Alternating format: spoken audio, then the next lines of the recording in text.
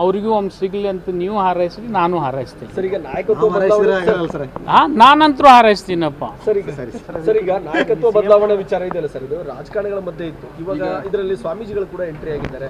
ನಿನ್ನೆ ಒಕ್ಕಲಿಗ ಸ್ವಾಮೀಜಿ ಅವರು D K Shivakumar ಅವರು ಸಿಎಂ ಆಗಲಿ ಅಂತಾರೆ. ನೋಡಿ, ಯಾವ ಸ್ವಾಮಿಗಳು ಆಶೀರ್ವಾದ ಮಾಡಬೇಕೆ ಹಾರೈಸ್ಬೇಕು, ಅದನ್ನು ಅವರು ವಿವೇಚನೆಗೆ ಬಿಟ್ಟಿರ್ಬೋದು. ಅದು ಹಾರೈಸಿದ್ರೆ ನಾನೇನು ತಪ್ಪು ಅನ್ನೋದಿಲ್ಲ. ಅನೇಕ ಸ್ವಾಮಿಗಳು ಅವ್ರವ್ರ ಜಾತಿ ಹಿಡಿದು ಹಾರೈಸ್ತಾರೆ.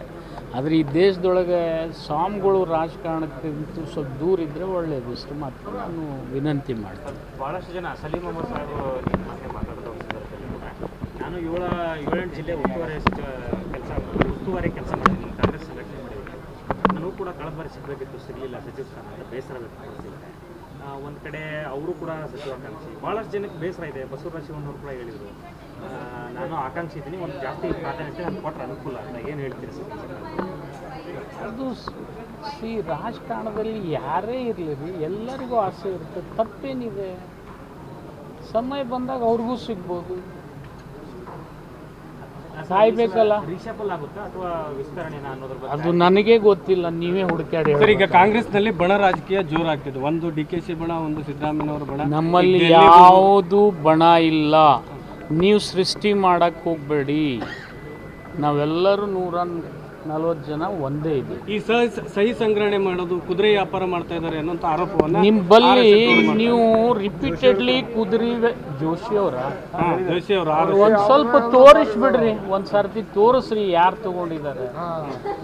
ಒಂದು ಸರ್ತಿ ತೋರಿಸ್ರಿ, ಸುಮ್ಮನೆ ಮಾತನಾಡಬಾರ್ದು. ಯಾರೇ ಒಬ್ರಿಗೆ ಕೊಟ್ಟಿದ್ರೆ, ಒಬ್ರು ತಗೊಂಡಿದ್ರೆ, ಹಿಂದಕ್ಕೊಂದು ಸರ್ತಿ ಗೊತ್ತಿದೆ ಲೋಕಸಭೆಯಲ್ಲಿ ಏನಾಗಿತ್ತು ಅನ್ನೋದು. ಅದು ಕೊಟ್ಟು ಸಿಕ್ಕಾಕೊಂಡಿದ್ರೆ ಅದನ್ನ ಮೊದಲು ತೊಳೀರಂತೇಳಿ. ಈಗ ಜೈಲ್ನಾಗಿದ್ದವ್ರನ್ನ ಭೇಟಿ ಆಗ್ತಾರೆ DK ಶಿವಕುಮಾರ್ ಅವರು. ನೋಡಿ, ನೀವು ನೋಡಿರಿ ಸಹಿ ಅಲ್ಲ, ಆರೋಪ ಕೇಳಿ ಬರ್ತಾರೆ. ಯಾರಿಗಾದ್ರು DK ಶಿವಕುಮಾರ್ ಅವ್ರ ಪಾಪ ಅವ್ರ ಮೇಲೆ ಕೇಸ್ ಇದ್ದಾಗ ಸೋನಿಯಾ ಗಾಂಧಿ ಮೇಡಮ್ ಹೋಗಿದ್ರು, ತಪ್ಪಂತೀರಾ? ಅವಾಗೇನು ಅಂದಿಲ್ಲ, ಈಗ ಯಾಕಂತ ಈ ಸಂದರ್ಭದಲ್ಲಿ ಹೋಗಿರೋದು ಇದು ಸಂದರ್ಭ. ನೀವು ಆ ಸಂದರ್ಭಕ್ಕೆ ಇದನ್ನು ಒಯ್ದು ತಳಕ್ ಹಾಕ್ತಾ ಇದ್ದೀರಿ.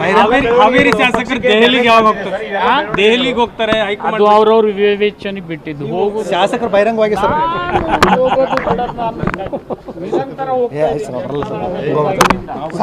ಬಿಜೆಪಿನಲ್ಲಿ ಇದ್ದಾಗೂ ಹೋಗಿದ್ದೆ ನಾನು.